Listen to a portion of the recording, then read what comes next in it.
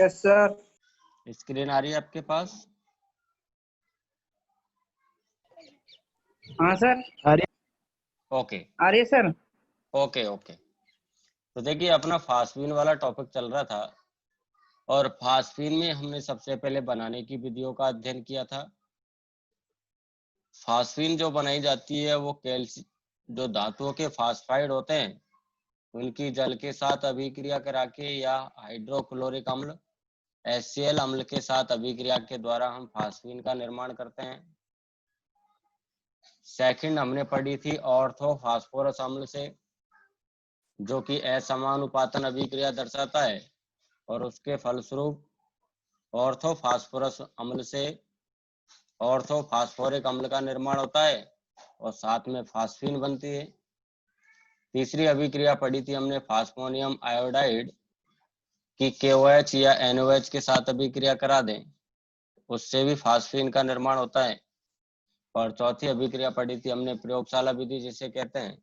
इसमें श्वेत फास्फोरस को CO2 की अक्रिय वातावरण में सोडियम हाइड्रोक्साइड के जलीय विलयन के साथ अभिक्रिया कराते हैं तो फास्फीन की प्राप्ति होती है।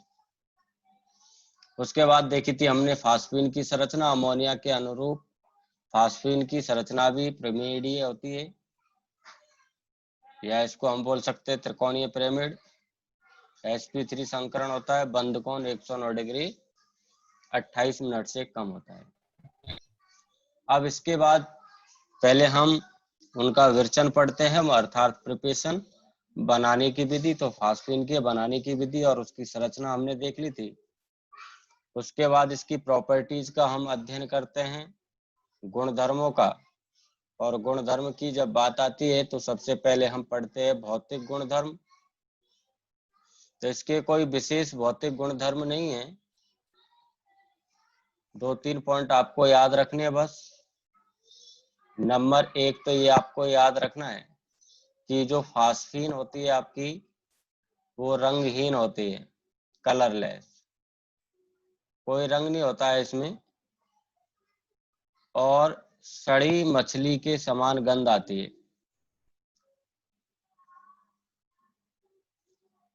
सड़ी मछली के समान गंध। दूसरा, यदि हम विलेयता की बात करें तो जल में ये अल्प विलेय होती है। जल में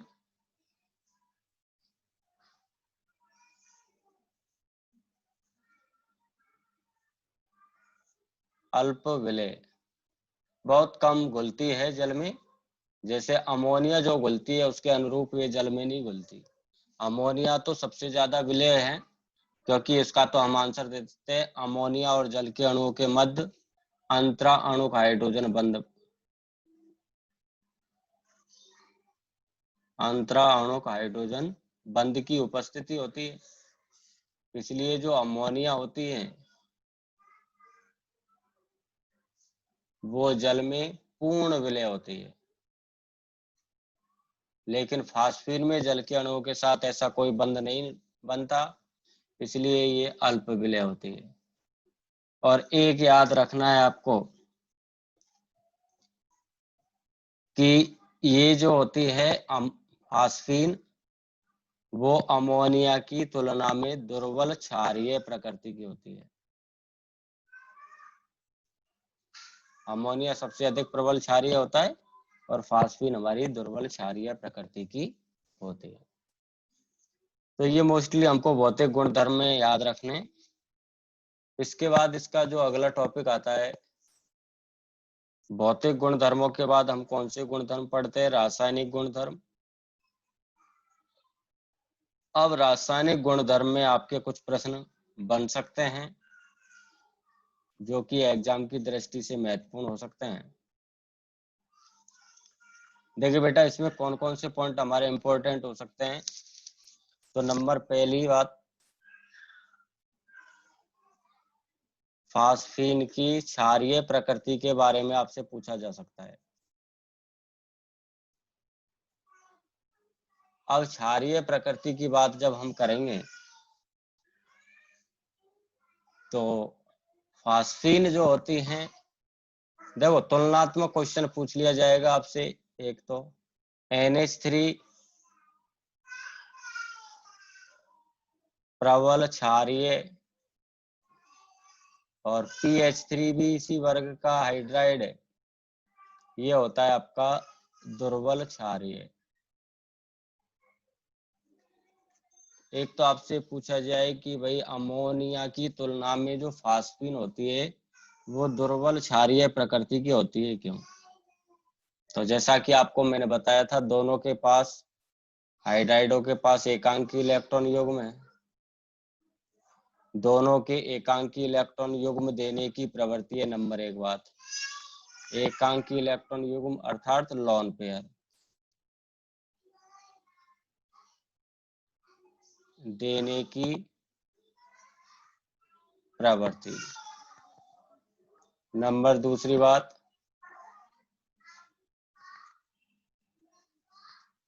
दोनों की प्रोटॉन, H+ को क्या बोलते हैं हम? प्रोटॉन।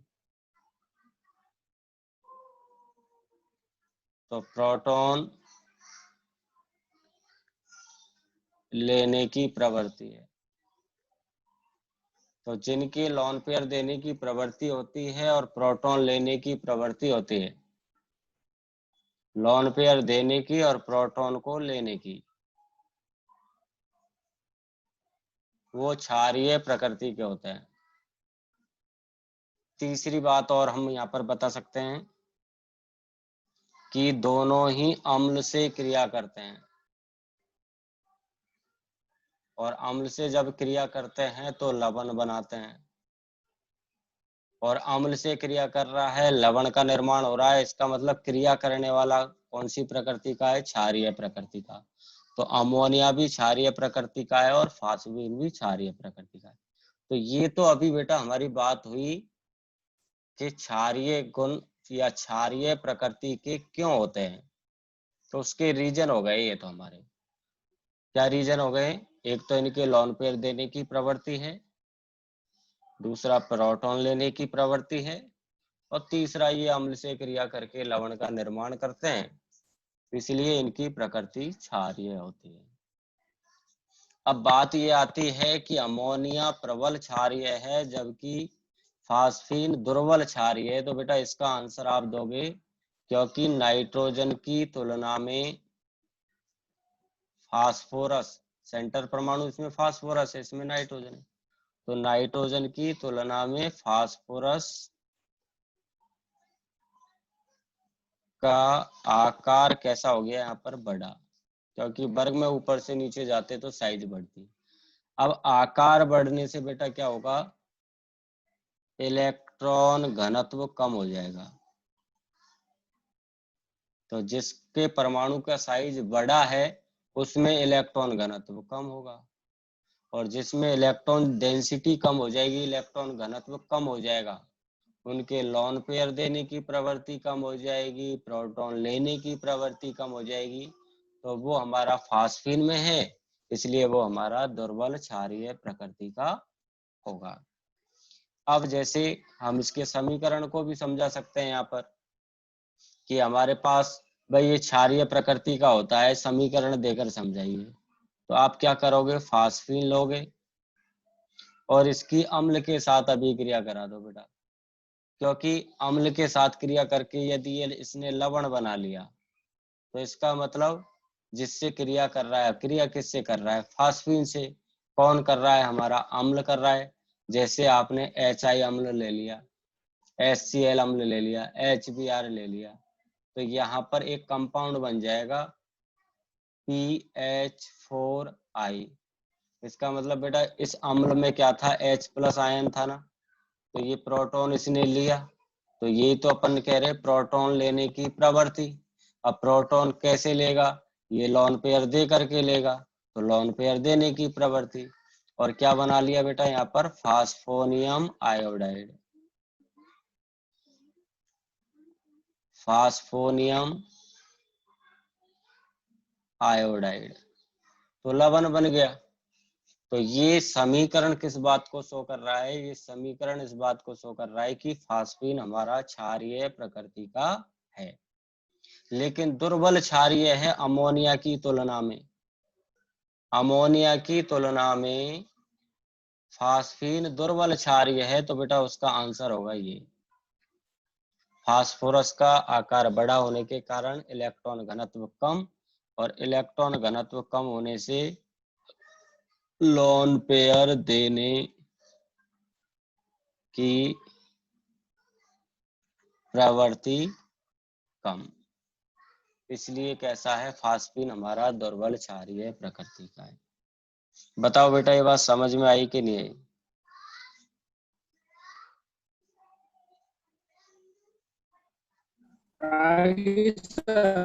बेटा नोट करो इसको जल्दी से, नोट कर लीजिए। इसके बाद अपन सेकंड अभिक्रिया देखेंगे इसकी। स्क्रीनशॉट ले ले सर। हाँ, कैसे भी जैसा आप चाहो स्क्रीनशॉट ले लो, बाद में आप इसको शेयर कर लेना अपने हिसाब से। हाँ, स्क्रीनशॉट ले लो। ले लिया बेटा सबने? Yes sir. ओके, अब सेकंड बात करते हैं बेटा। इसका सेकंड पॉइंट आता है हमारा स्टेबिलिटी का, अर्थात इसका स्थायित्व।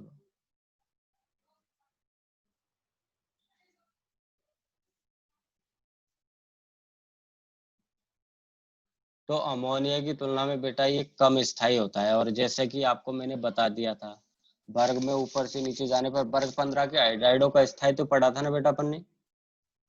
उसमें क्या क्रम पढ़ा था? अमोनिया का स्थायित्व सबसे अधिक, फास्फीन का उससे कम, फिर उससे कम आर्सेन का, फिर उससे कम स्टेविन का, और सबसे कम बिस्मेथिन का। तो ये तापीय स्थायित्व का क्रम पढ़ा था बेटा हमने। वर्ग में ऊपर से नीचे जाने पर तापीय स्थायित्व कम होता है, और याद कीजिए कि इसका रीजन क्या पढ़ा था हमने? सेंटर परमाणु का आकार बढ़ रहा है, आकार बढ़ने से बंध लंबाई बढ़ रही है, बंध लंबाई बढ़ने से बंध ऊर्जा का मान घट रहा है, अर्थात स्थायित्व के मान में कमी आ रही है। तो ये जो फास्फीन होती है वो अमोनिया की तुलना में कम स्थायी होती है। कम स्थायी क्यों होती है? क्योंकि बेटा ये जब फास्फीन जो है, इसको यदि हम ताप दे दें, और लगभग इसके लिए ताप दिया जाता है 713 केल्विन। आपको अगर याद भी नहीं रहे ना तो बेटा ताप लिख देना आप तो बस। तो फास्फीन का क्या हो जाता है? अपघटन हो जाएगा।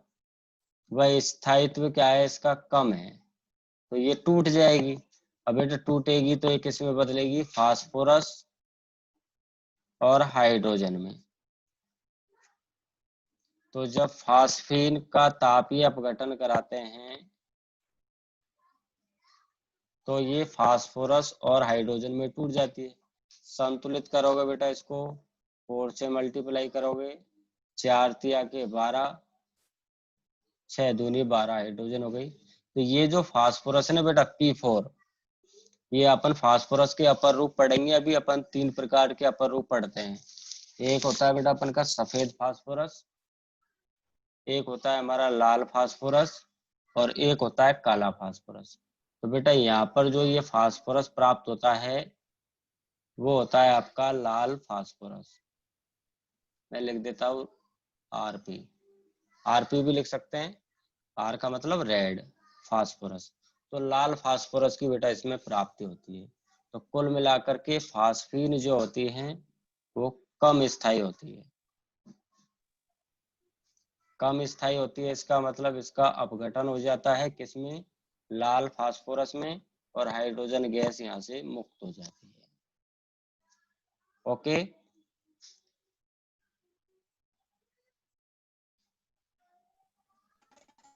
Okay sir. इसका भी ले लो स्क्रीनशॉट, तो मैं इसको ऊपर भेज दूंगा फिर।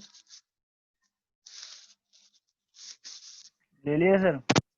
ओके, अब इसके बाद तीसरी अभिक्रिया आती है थर्ड, और थर्ड अभिक्रिया हमारी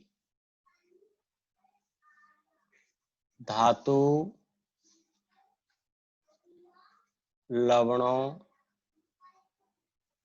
के साथ अभिक्रिया। फास्फीन की बेटा किसके साथ अभिक्रिया कराएंगे हम? धातुओं के लवणों के साथ। अब देखो आपको कोई सा भी लवण दे करके ये अभिक्रिया का समीकरण लिखवाया जा सकता है, तो आप समीकरण को समझिए कि अभिक्रिया संपन्न कैसे होगी। जैसे बेटा आपको कह दिया कि आप कॉपर सल्फेट के साथ अभिक्रिया कराओ। कौन सा लवण हो गया धातु का हमारा? कॉपर धातु का, कॉपर सल्फेट। बेटा लवण का मतलब तो समझते हो ना? लवण का मतलब क्या होता है बताओ मेरे को, थोड़ी सी हिंट दीजिए मुझे, लवण से तात्पर्य क्या है?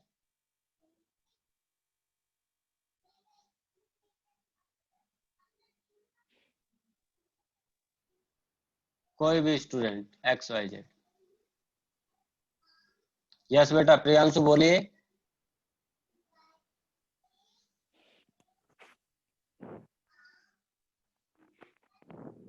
प्रियांशु कुछ कहना चाह रहे थे आप, बोलिए। प्रियांशु शर्मा, प्रियांशु आवाज आ रही है मेरी? अंकित बोलो बेटा। सर जब अम्ल और क्षार की अभिक्रिया कराई जाती है ना सर लवण का निर्माण होता है sir. Okay okay, thank you. बिल्कुल, जब हम अम्लों और क्षार की अभिक्रिया कराते हैं तो लवण बनता है। तो बेटा लवण का मतलब होता है जो सरलतम आयनों में टूट जाए, उससे धनायन प्राप्त होगा और ऋणायन प्राप्त होगा। जैसे हमारा सोडियम क्लोराइड बेटा क्या है? लवण है। नमक जो होता है वो एक लवण का रूप है, क्योंकि इससे क्या होगा? Na+ और Cl- आयन प्राप्त हो जाएंगे। तो एक धनायन और एक ऋणायन जिनसे हमको प्राप्त हो जाते हैं वो हमारे लवण कहलाते हैं। तो यहाँ पर कॉपर सल्फेट क्या हो गया? हमारा धातु का लवण हो गया। तो कॉपर सल्फेट का सूत्र क्या हो गया बेटा? CuSO4 हो गया। और फिर इसकी अभिक्रिया हम किससे कराएंगे? फास्फीन से, PH3।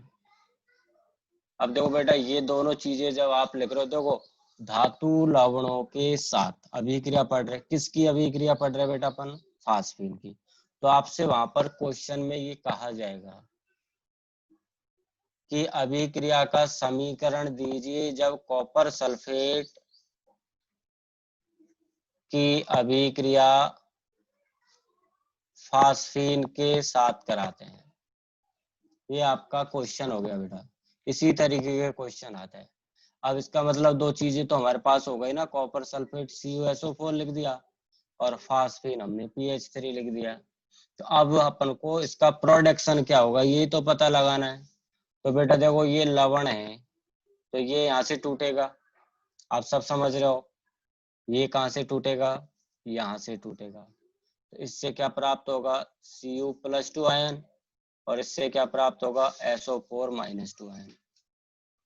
और बेटा यहाँ पर फास्फोरस और हाइड्रोजन से मिलकर फास्फीन बना है, तो फास्फीन कौन से रूप में बनाएगा? -3 में।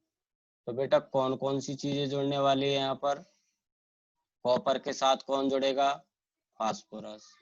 और सल्फेट के साथ कौन जुड़ेगा? हाइड्रोजन। अब आपको क्लियर कंपाउंड समझ में आ रहे होंगे। जब कॉपर की और फास्फोरस की अभिक्रिया होगी तो क्या बनेगा? क्यूप्रिक फास्फाइड Cu3, क्योंकि 3 तो आ जाएगा यहाँ, 2 चला जाएगा यहाँ, तो बन जाएगा आपका Cu3P2। क्यूप्रिक फास्फाइड क्या बन गया बेटा? क्यूप्रिक फास्फाइड का निर्माण हो गया। अब शेष क्या बचा हमारा? हाइड्रोजन और सल्फेट मिलेगी। तो आप जानते हो जब हाइड्रोजन और सल्फेट मिलती है तो क्या बनता है हमारा? सल्फ्यूरिक अम्ल। तो यहाँ पर H2SO4 का निर्माण हो जाएगा। अब बेटा इसको संतुलित करोगे कि नहीं? कराओगे ना? तो कितने कॉपर है यहाँ पर? 3। तो बेटा इसको कितने से मल्टीप्लाई करोगे आप? 3 से करोगे। फास्फोरस कितनी है बेटा? 2, तो इसको मल्टीप्लाई करोगे 2 से। अब हाइड्रोजन कितनी हो गई आपके पास? 6, इसका मतलब इसको कितने से मल्टीप्लाई कर दोगे? 3 से। सल्फेट कितना हो गया? 3, तो ये हमारा समीकरण क्या हो गया? बैलेंस। तो ये हमारा इक्वेशन हो गया। बात समझ में आई कि नहीं आई? आ गई सर। अब हाँ जैसे सर।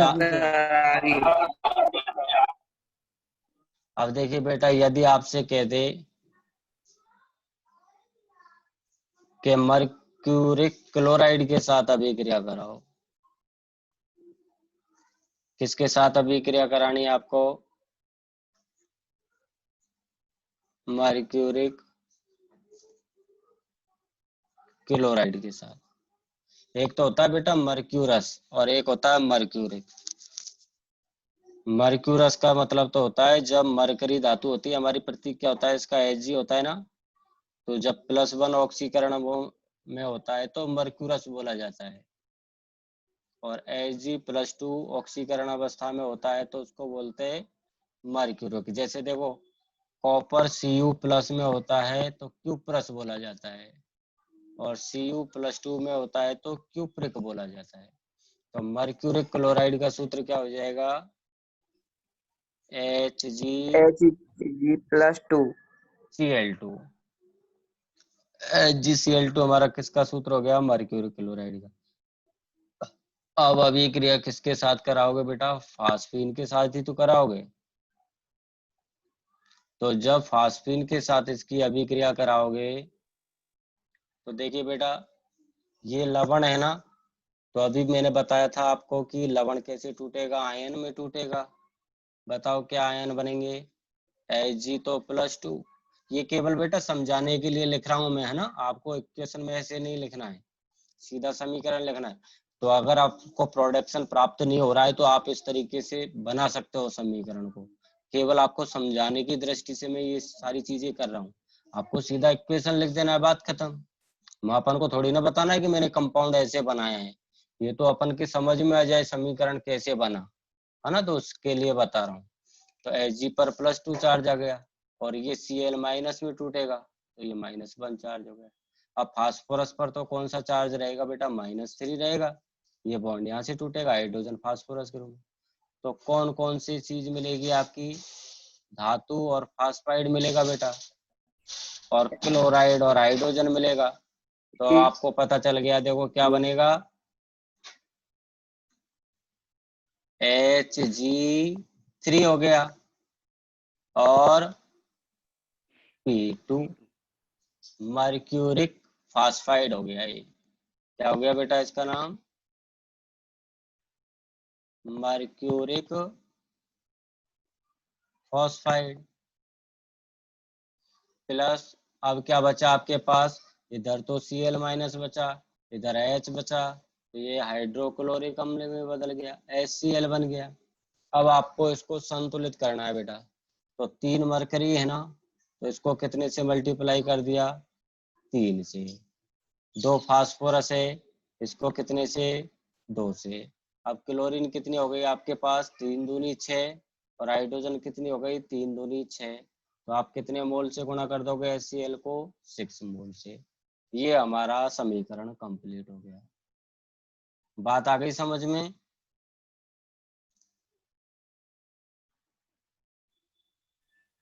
हाँ सर। अब बेटा जैसे Yes, मान sir. लो, आप जैसे आपसे ये कह दिया है कि बेटा आप अभिक्रिया कराओ सिल्वर नाइट्रेट के साथ। देखो कोई सा भी धातु का लवण दे सकता है बेटा, आपसे किसी के साथ भी पूछ सकता है। तो आपको केवल ये देखना है कौन से धातु लवण के साथ अभिक्रिया पूछ रहा है। अब आपसे पूछ लिया सिल्वर नाइट्रेट के साथ अभिक्रिया दीजिए फास्फीन की, तो बेटा सिल्वर का मतलब हो गया Ag और नाइट्रेट का मतलब हो गया NO3, और इसकी अभिक्रिया किसके संग? वही फास्फीन के संग। तो बेटा अब आपके समझ में आ जाना चाहिए कि Ag और फास्फोरस कंपाउंड बनाएंगे। Ag पर तो +1 चार्ज होता है, NO3 पर -1 होता है, तो क्या कंपाउंड बनेगा? Ag3P। Silver phosphide. देखो यदि यौगिकों के सूत्र लिखना नहीं आ रहा है अभी बेटा कि सिल्वर फास्फाइड कैसे बना, तो मैंने आपको बता रखा है कि आप उस वीडियो को बार बार देखिए जिसमें मैंने यौगिकों के सूत्र लिखना बता रखा है और उनकी प्रैक्टिस कीजिए, तो ऑटोमेटिक ये बाद में प्लस माइनस लगाने की जरूरत ही नहीं पड़ेगी, आपको सीधा पता चल जाएगा कौन सा कंपाउंड बनेगा। सिल्वर फास्फाइड का सूत्र Ag3P बनेगा, क्योंकि Ag पर तो आपका कौन सा चार्ज था, +1, और फास्फाइड पर कौन सा था, -3। तो ये 3 तो इधर आ गया, Ag3 और फास्फोरस 1 रह गया।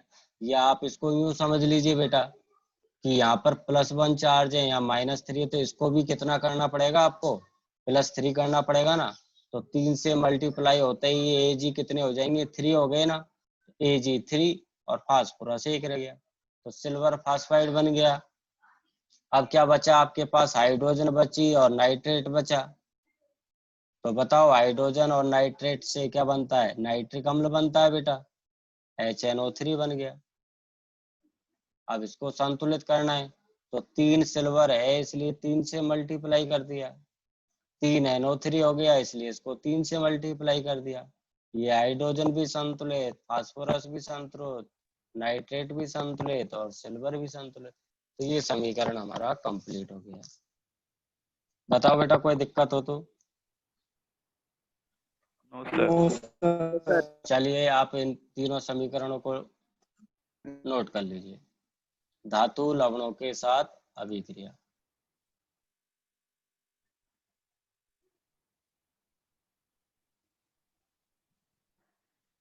लिख लिया? लिख लिया। लिख लिया सर। ओके।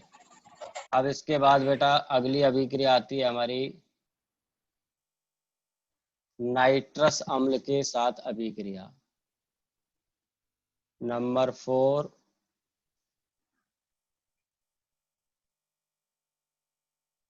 नाइट्रस अम्ल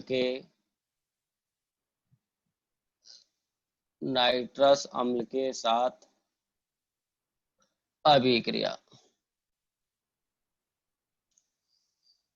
बताओ बेटा नाइट्रस अम्ल का सूत्र क्या होता है, आपने पढ़ा है नाइट्रोजन के ऑक्साइड।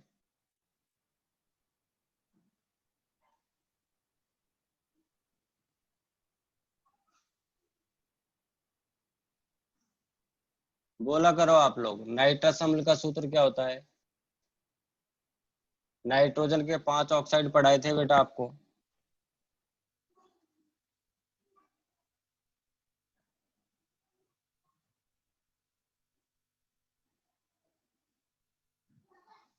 नहीं है क्या पता?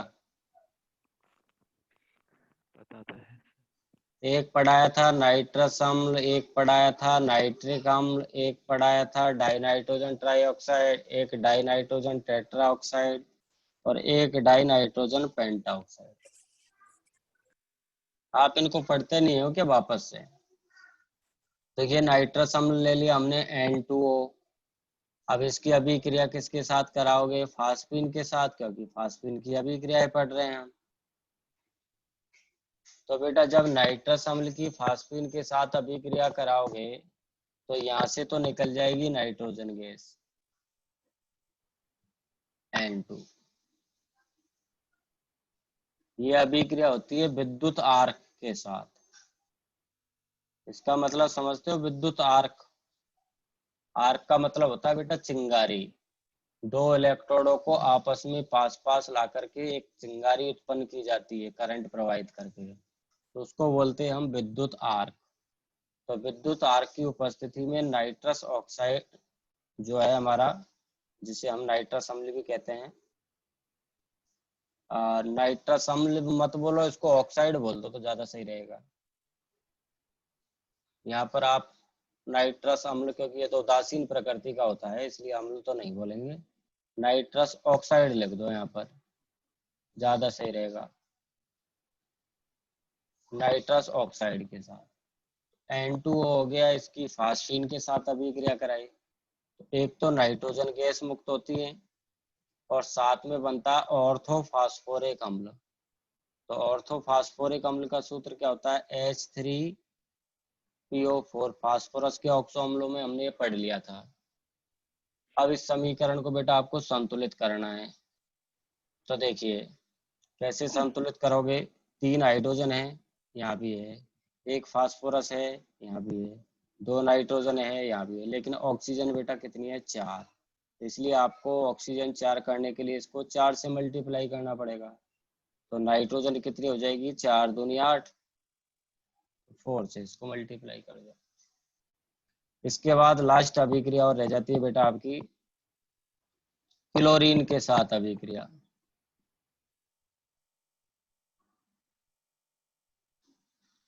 क्लोरीन के साथ अभिक्रिया, तो ये तो सिंपल सा आपके समझ में आ जाएगा कि आप फास्फीन की अभिक्रिया किसके साथ करा रहे हो? क्लोरीन के साथ अभिक्रिया करा रहे हो। तो फास्फोरस और क्लोरीन मिलेगा तो उसका क्लोराइड बन जाएगा PCl3, फास्फोरस ट्राइक्लोराइड, और हाइड्रोजन क्लोरीन मिलकर के हाइड्रोक्लोरिक अम्ल HCl। अब संतुलित कर लो इसको। 3 हाइड्रोजन है हमारे पास, 3 से मल्टीप्लाई कर दो, 3 क्लोरीन 6, इसको 3 से मल्टीप्लाई। तो ये हमारे फास्फीन की कुछ महत्वपूर्ण अभिक्रियाएं थी जो आपसे बोर्ड एग्जाम के अंतर्गत पूछी जा सकती है। Okay okay sir. चलो इसका भी स्क्रीनशॉट ले लो और इसी के साथ अपना फास्फीन वाला टॉपिक समाप्त होता है।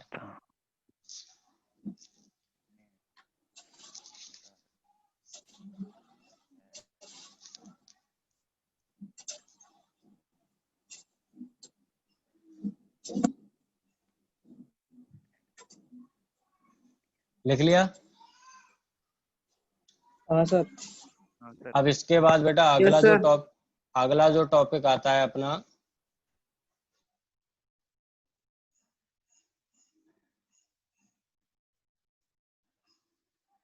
वो है आपका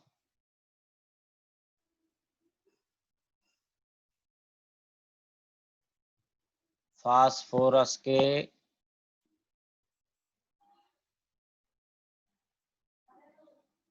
क्लोराइड।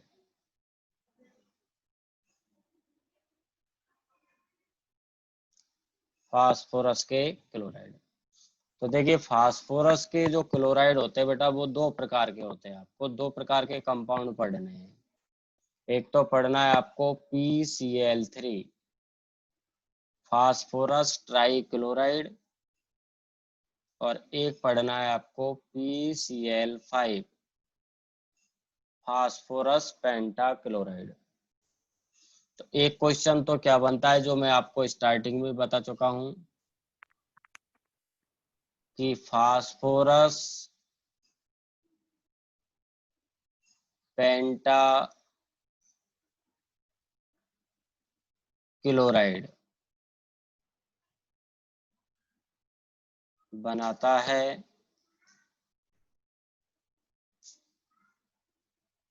जबकि नाइट्रोजन नहीं।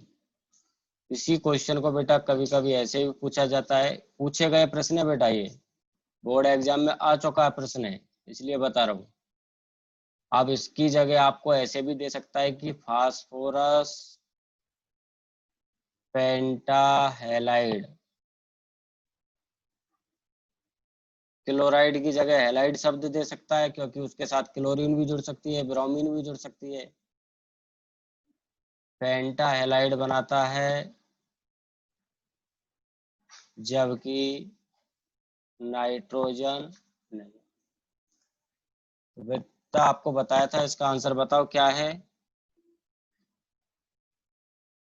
क्योंकि नाइट्रोजन के पास क्या नहीं होती है?